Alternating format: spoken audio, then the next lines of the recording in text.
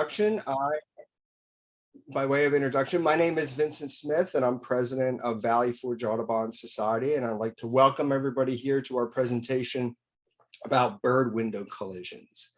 Couple things just to take care of. Again, we want to ask that you put yourself on mute and also turn off your video. And for those who may not be familiar with us, we are a local chapter of Audubon.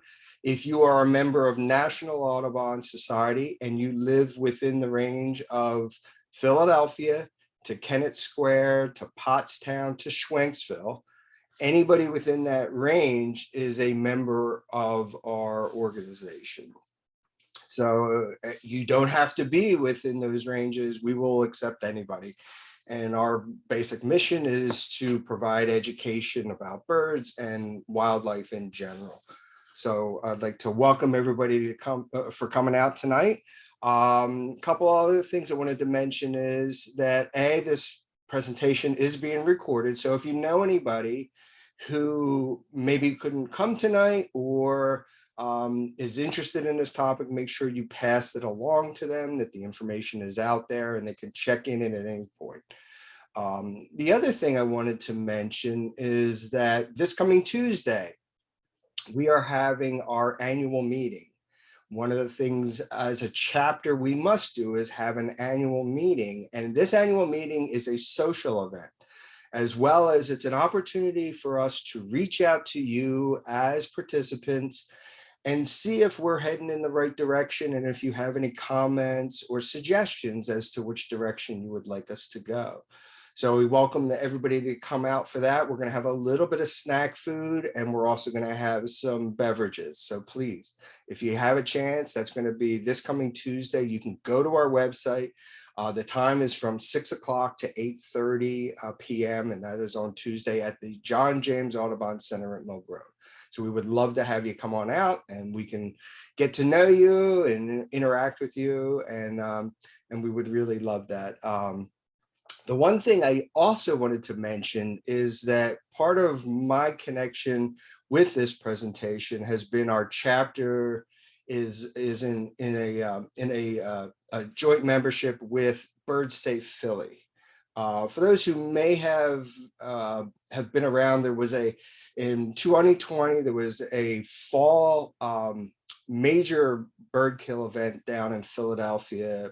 It was a combination of factors, but one of them was just the weather was just perfect with fog that many birds hit buildings, and through that there was a real push to understand and reach out to the public about what takes place every migration period and also throughout the full year. And that is kind of how we got involved in Bird Safe Philly. And I did want to mention that if anybody is interested and has the time to volunteer, Bird Safe Philly as an organization is in need of volunteers to help with picking up birds and also with driving them to rehab centers.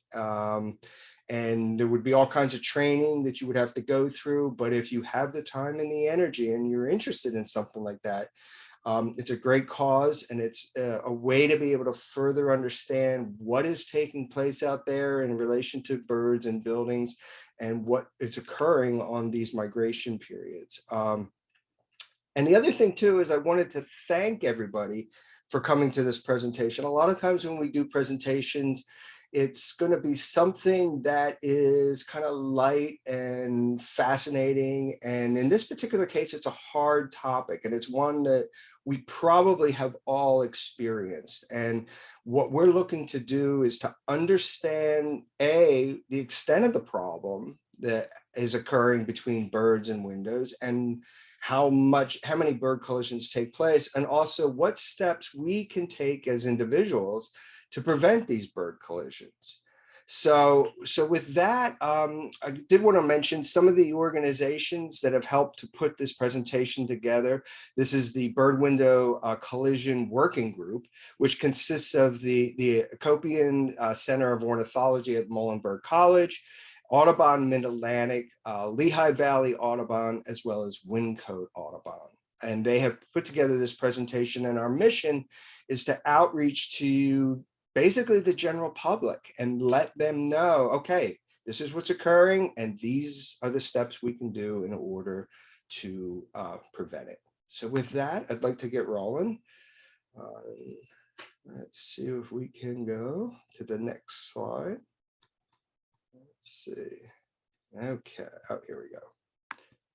Okay, first of all, how big of a deal are bird window collisions, and also what can be done to reduce them? And the first question here is what we're going to get into. First of all, it's many of the birds that we know and love so dearly are victims of this. In this particular case, if we go around the horn here, we're looking at, we have a prairie warbler. If we go clockwise, we have a prairie warbler, an eastern bluebird, a yellow-throated warbler, an indigo bunting, a common yellowthroat, and a bullock's oriole. All of these birds potentially can hit windows. And the range is just, if a bird can fly, it can potentially hit a window. Certain species tend to be more at risk than others, and we can talk about that. Let's see.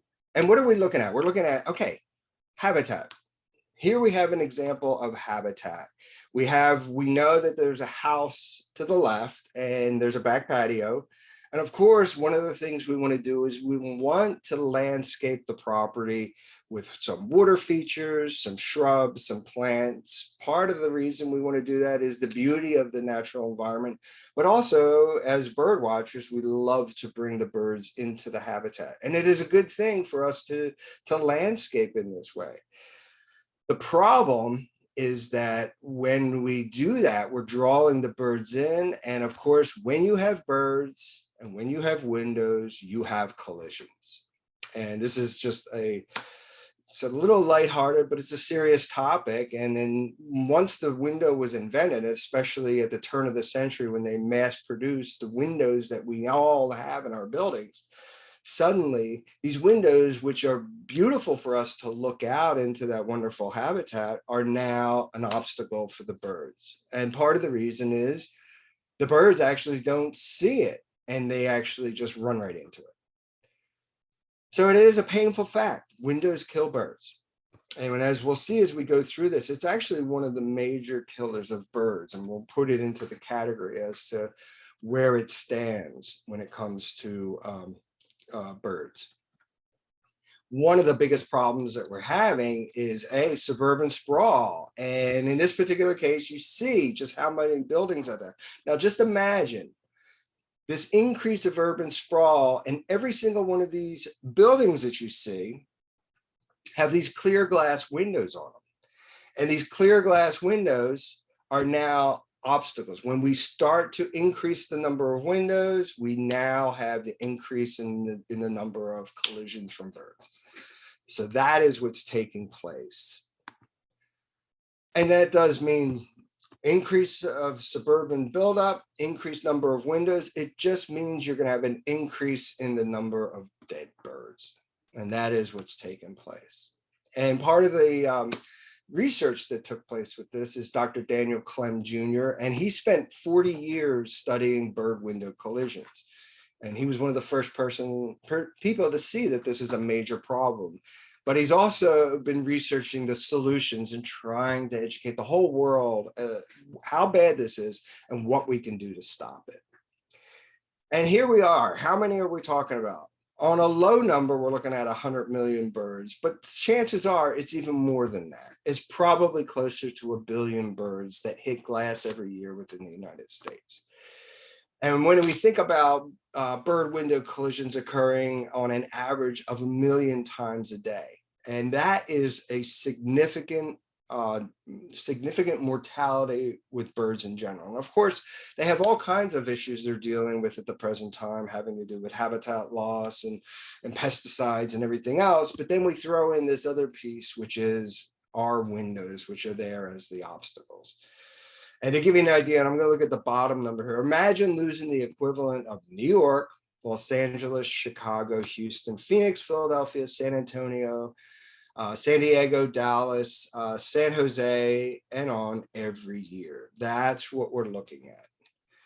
And to give you an idea, it's estimated, another organization doing research on this, estimated collisions, 599 million birds die a year. Now, if you consider that, that's approximately half of the US population. There's approximately 330 million people living in the United States, and we're talking about double that mortality every year. And we hear these big incidents of, birds being poisoned, the Gulf spill and how many birds died in that, and the numbers that are estimated that are accidentally hitting wind turbines. And then those in the bottom category, 108 birds are killed every year for food in Malta. That doesn't necessarily happen in this country, but in other parts of the world that has occurred. That's a small drop in comparison to what is taking place every day when it comes to birds and windows. And to give you an idea, after habitat loss and perhaps cats, glass is probably the third highest mortality thing, much lower than towers and wind turbines. So glass is a big problem. And here's where the problem is. In short, the birds just don't see it. And again, while it's great for us to be able to look through these wonderful windows, the birds are not going to necessarily see it as an obstacle. And the reason why you don't see as many birds dead from hitting the windows is because, believe it or not, the predators learn to hunt for dead and injured birds. And in these photos here, of course, we have a cat on the right and a chipmunk on the left. A lot of people don't realize chipmunks will eat birds, and so do squirrels and a lot of other critters who you wouldn't imagine. About 25 to 50% of all window collisions, they don't leave any evidence at all. And basically the glass looks as, you look out and you don't see that smear that we saw in those first photos there. And it turns out that the birds are not breaking their necks. Primarily, they're getting concussions and blunt force trauma. That's what most of the injuries are. And part of the change that has taken place when it comes to bird safe Philly at this point is, while they're out monitoring the buildings for injured birds as well as dead birds, any of the injured birds in the old days, they used to just simply take them to a park or a location nearby that was a little bit safer and let them go. Now, the movement is to actually take them to the rehab center, because a lot of these birds that have trauma are still alive are going to need some extra veterinary care.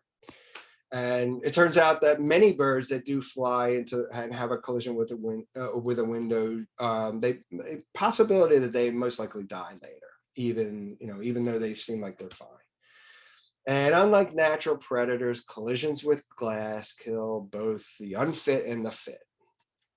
So why bird window collisions occur? That's what we kind of have to get into our mind. Well, in short, birds behave as if clear and reflective glass is invisible to them. And you can see from this photo on the right that the reflection on these reflective glass windows is almost like it's a natural habitat that the birds think they can fly into. So that's why they can just simply run right into them without even realizing that there is an obstacle there. And then you also have what's known as the see-through effect. In this particular case, you will see that the bird, if it's flying towards this window, there is habitat behind the window that it thinks it can fly to, as well as there's reflections. And basically the bird is just going to try to fly, especially if it's trying to escape a Cooper's hawk or something like that. So the reflected habitat is also visible to the bird. So they think they can actually perch on that tree or go to that tree that they see in the reflected image. And anytime you have a glass walkway or a glass canyons, they are particularly lethal for birds. As a matter of fact, Keith Russell tells about this particular site where woodcocks just run right into it. They have no idea that it's glass. And anytime you have glass in birds where they can see through the habitat, that's a killer. That's basically a problem waiting to happen. And this is a great image. There's a banner on the bottom half, and then at the top half, the birds think they can fly right through that glass. And here is a good example of that both see-through image, where you are looking at the bottom and a pane there, and then the top pane, that's the reflected image. So for a bird, they think they're good either way. So the bottom half, they think they can fly through. The top half, they think that there's a tree there. When there is no tree, it's just a reflection. And many birds die trying to fly to habitat. And that makes sense when you see these images. And this is one, all sizes and shapes in it, in any location can kill birds. As a matter of fact, this reminds me, I have about 24 windows of my property. Most of them are in pretty good shape. I have a basement window that is that size, and I do not have protection on it. So I need to get that as soon as possible. I haven't known of any strikes there, but I need to make sure that all of my windows are in good shape. And here's one of the things we were talking about, birds are trying to fly through. In this particular case, you see this image, right? And you would think, how in God's name did a bird think it could fly through that? Well, when you look into that little corner pane with the reflected surface, there's a gap there of reflected light. And if you are a mourning dove and you're being pursued by a Cooper's hawk, and you're used to being able to navigate, through tight spaces to try to get into the clearing, you're going to think you can go through that, and you can't. You're just going to hit it as hard, hit it really, really hard, and kill yourself. And lethal collisions are possible wherever there are birds and glass, unless we can take the steps, which we will show you. And it doesn't matter what time of the day or what the season is. Once you have birds and glass without that protection, you're going to have the possibility of issues with birds hitting glass. And lethal strikes are more frequently reported in the urban environments, and that's because we have these huge building structures. But when you think about all the potential glass that's out there, even in our rural and suburban areas, there are birds hitting those, and there's actually even more birds hitting those big, wider areas than even in these concentrated urban areas. Even though this is the one in the situation that gets all of the attention, our own backyards are just as much of an issue. You think big city, big lights, these mass mortality events in cities do draw a lot of attention, and but they're not the primary area where birds are dying with glass. And the majority of the bird window collisions occur year-round at residential and low-rise buildings. And typically the issue is, and we'll talk about this, location of your feeder, and also having the distance from your windows. And it turns out that the best predictor of the number of bird strikes at any site is the density of the birds, and if it's within 30 feet or so. And once we put food, water, and vegetation around this house, these windows, we start to have bird strikes. And glass casualties, these are the number of bird species that have been documented. 290 of the North American bird species have hit glass. That's quite a lot. While glass kills, there is something we can do about it. In fact, thanks to Dr. Clem, we can start to understand this a little better. And when it comes to constructing our homes and how we protect our glass, we can make a difference in the number of bird strikes. And you would think, okay, the Migratory Bird Act, you could impose a strict liability, but it's hard, to get people on board with that. That said, there are cities where they're starting to make progress. Chicago, Detroit, New York, Toronto, and Philadelphia is in the process of trying to understand. Now, one of the things is, Philadelphia is making that process. Even our local smaller cities, I live in Phoenixville, all these smaller cities, especially in Pennsylvania, there are birds that are hitting glass there. Prime example is I work out in Norristown, and my office building has a rooftop garden and it's surrounded by glass. So sure enough, I go out one morning on the rooftop garden, and lo and behold, there is a mourning warbler that was in migration and it hit the glass. So this is everywhere, and it's something, and the purpose of this presentation is to try to get everybody to think about this, not only in your own life, but also, you know, in the places that you work and where you like to enjoy. It's a good thing to try to understand what's going on and what we can do to stop it. So here are some of the solutions. Number one, physical barriers. If you have netting hanging in front of it, that will help in terms of the birds hitting the glass. One of the things that majority of my windows have is the screens are on the outside. And those screens actually can help in two ways. One, if it's visible to the birds, they're more likely to see it. And number two, if they do actually hit the screen, depending on how tight it is, there's actually going to be a little bit of a rebound. So there's some cushion there rather than hitting a solid glass. And another thing you could do is you can make the glass visible. And the rule that we use is must use the 2-inch and the 4-inch rule. And the 2 inches on the horizontal plane, 2 inches wide, no more than, 2 inches, 4 inches between them. And then on the vertical is 4 inches wide. And we'll see examples of both of these. And here's an example of the Acopian bird savers. These are 1/8-inch paracords hanging on 4-inch centers. They're easy, they're inexpensive. And if you look at the image on the left-hand side, that is what the bird sees. They can understand, because of the distance there and the spacing of 4 inches, they can actually see that there's a structure there, so they can actually take the steps to avoid it. And then looking on the right-hand side, that is what you see looking out from the window. And then the rule number 2, where to place the stickers or the decals. And it turns out that the most effective is on the outside surface. So it must be on the outside surface so that the birds can actually see it. If it's on the inside, they're not as likely to see it. Another solution is this pattern kaleidoscape. And this is just an example of what the bird sees. And this is another example of kaleidoscape. This is from Hawk Mountain. On the left-hand side, that is what the bird sees. On the right-hand side is what you see looking out the window.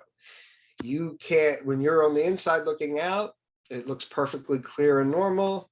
The bird actually sees that there's a window or a structure there to avoid.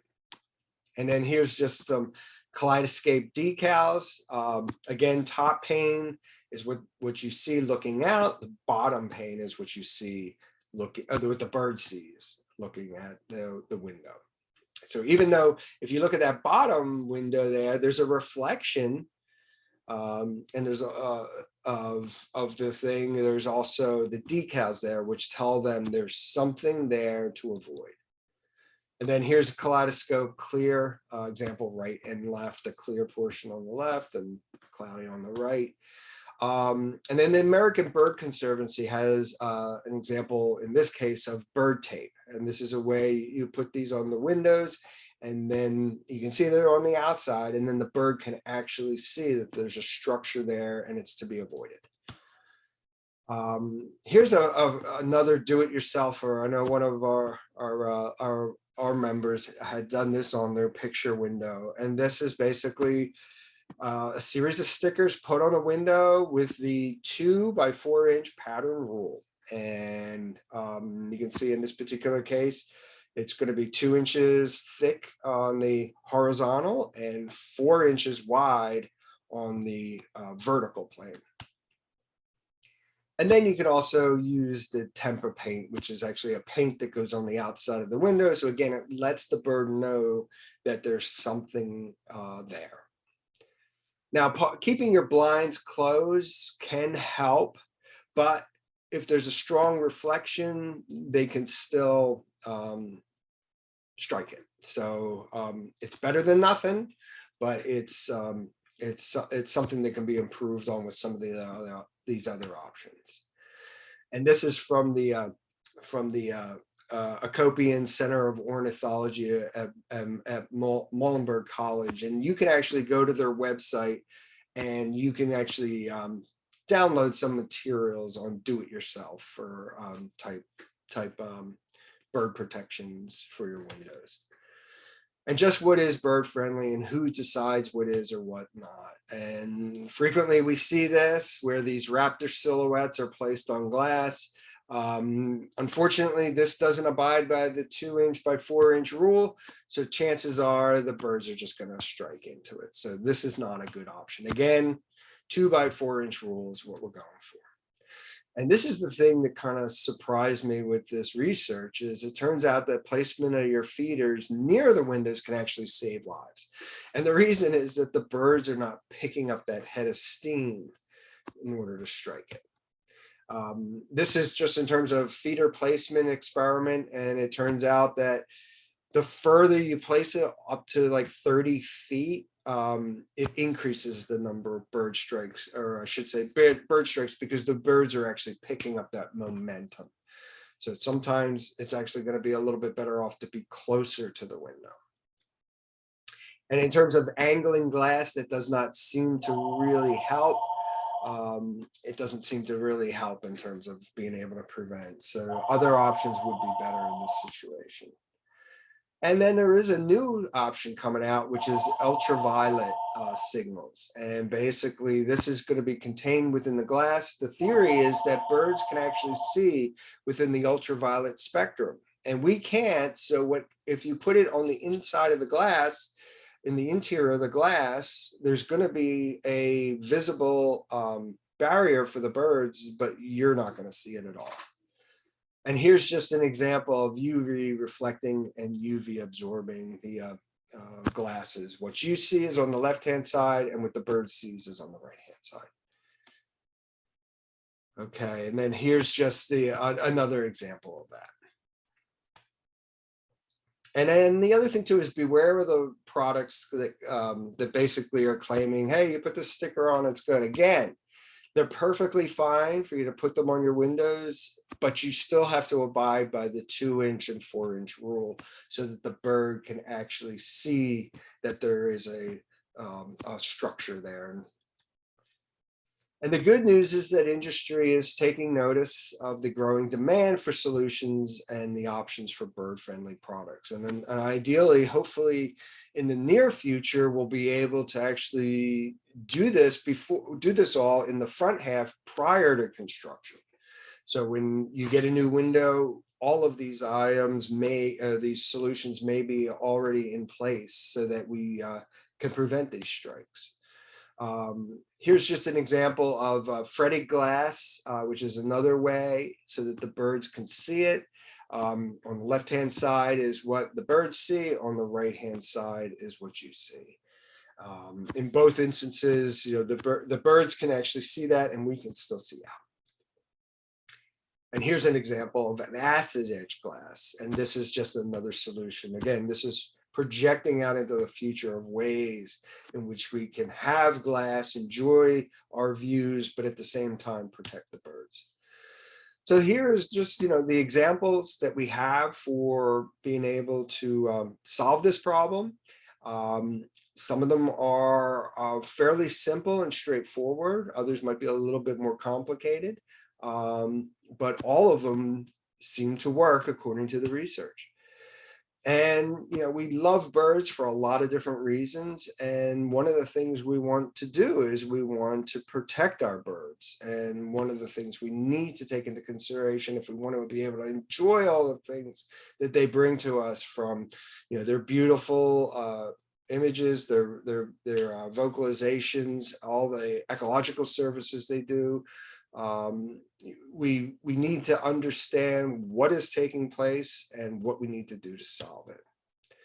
And believe it or not, we all can make a difference with this. Matter of fact, that makes me just more committed to make sure I double check on. I think I have 3 windows left that I need to to make sure are protected.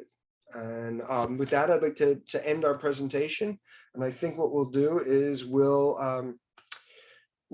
here's some different resources if you want to understand more. Again, if anybody was interested in the program and they weren't able to come tonight, make sure you pass this along. Please pass it along to everybody. It will be on our website, and we hope you enjoyed it. And with that, I'm going to stop the share and see if anybody has any questions.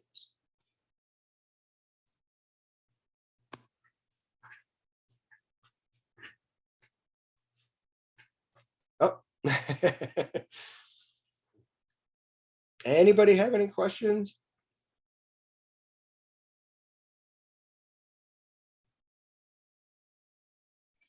Yeah, Danielle, go ahead if you have a question. Okay, I was going to type it, but this is Lynn. I'll ask it. Okay. Oh, okay. So the 2x4 pattern, if I'm understanding it, you really have to cover the window. It's not like you can do a decal or two.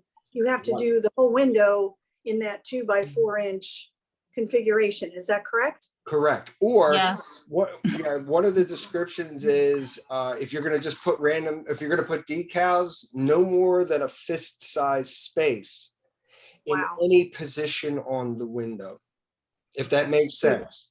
Because you don't necessarily have to do a horizontal or a vertical plane. You can actually put decals, but again, as long as they're spaced, no more than a fist size between each of the images, and that because they'll fly through it otherwise. Correct. But that really does. So decals to me would be a least desirable option because they're going to cover the window and block our view, which the birds are very important, but I want to be able to see out too. So yeah, Lynn, I will say that Tony and I tried decals on our slider maybe 10 years ago, and we didn't put enough of them on there, and birds did hit it.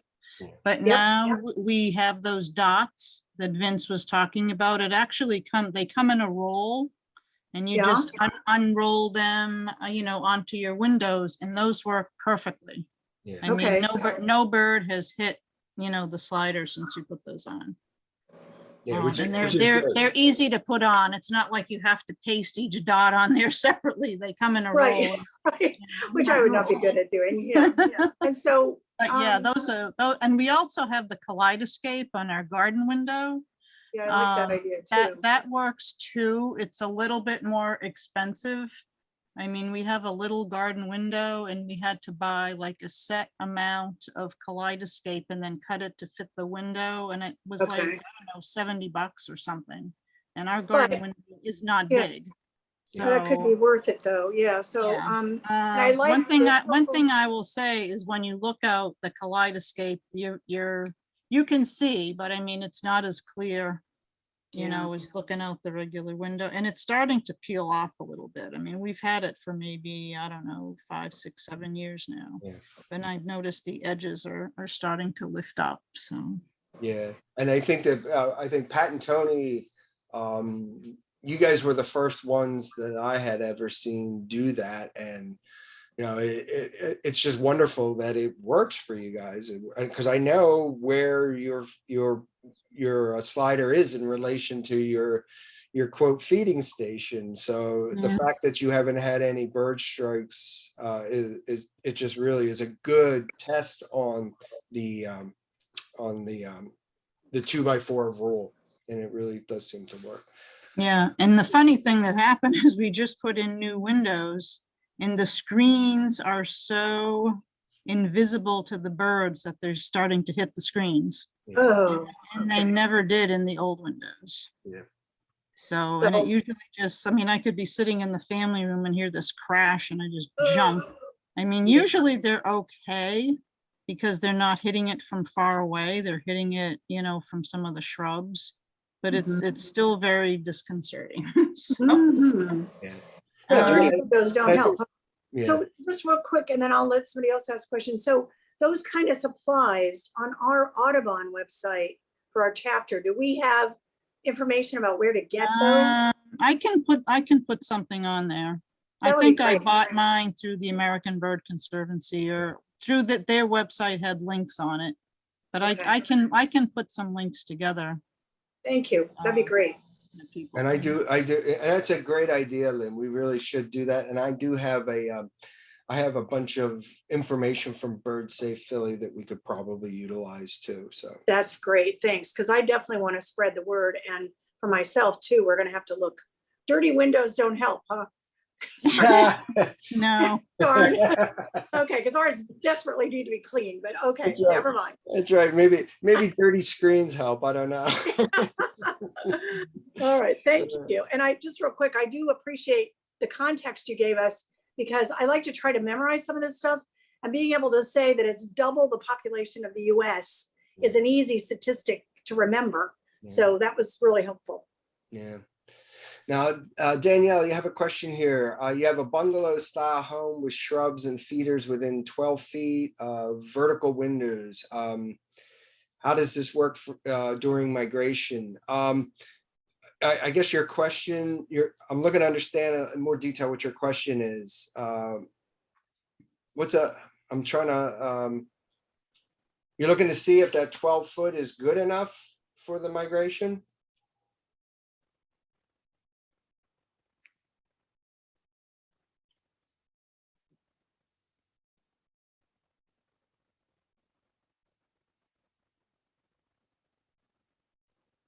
I guess, yeah, I was just looking at, okay. They could put, the windows could cause reflection. Yes, the windows could cause a reflection from the shrubs. So that basically with the shrubs there, if the bird actually sees the reflection, and you might be able to test it out at different times of the day, as you saw in those photos, you could actually see the reflection and you could see the issue and the problem in the window. You could probably test it out at different times of the day just to see whether or not they see the reflections. I mean, you might have, I don't know, if there's enough of a shadow, you know, from the shrubs themselves, maybe you're not going to get that reflection. The bigger question is whether or not, you know, the birds have a straight shot at the window. And if they don't have a straight shot because the shrubs are in the way, you might be a little bit safer with that. Because basically the bird sees the shrub in the front and does not necessarily see the window in the back, I would think. But you could always test that out and see, you know, what's going on. And you know, as long as you have, you could also test it out just to see whether or not you put some type of a you know, 4x2 inch rule or 2x4 inch rule, and if you put stickers on there and see if that works any better.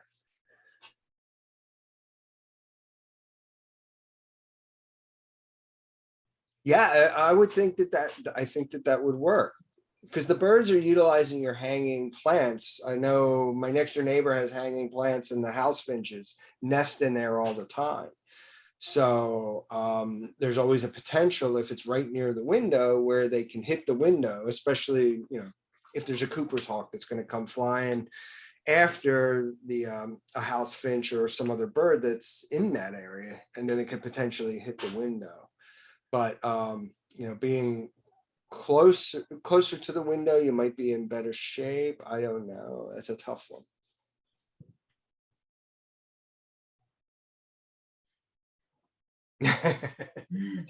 Yes, you mentioned about the Cooper's hawk, and a matter of fact, I have a friend who puts up feeds his birds, and he does suspect that the Cooper's hawk intentionally utilize his windows in order to be able to get birds. Basically, the birds are hitting the window, hitting the window, being chased by a Cooper's hawk. Yeah, Cooper's. I know at my house, I have a property with a lot of shrubs and tall trees, and I do feed at certain times of the year. And lo and behold, in the wintertime, sometimes the Cooper's hawks will actually utilize the house, go over the house and drop down just so they can they can catch a mourning dove, and that does happen on occasion. Yeah, Coopers are notorious for utilizing bird feeders as basically the equivalent of a lion's watering hole. They actually come every day at the same time and try to pick somebody off. So. And of course, sometimes, unfortunately, sometimes even the Cooper's hawks are the ones hitting the window. Okay. Anybody else have any other questions? Okay.